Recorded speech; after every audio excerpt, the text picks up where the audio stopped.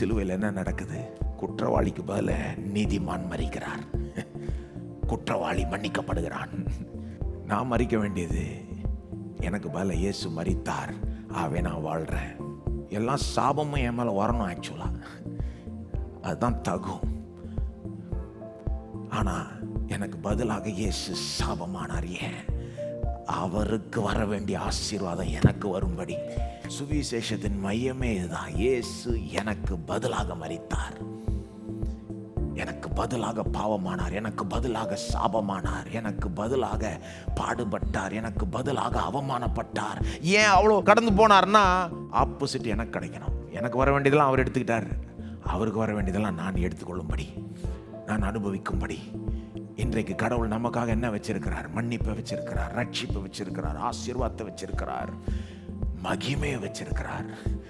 நீங்க ரட்சிக்கப்படலாம், நீங்க மன்னிப்பை பெறலாம், நீங்க ஆசீர்வாதத்தை பெறலாம்.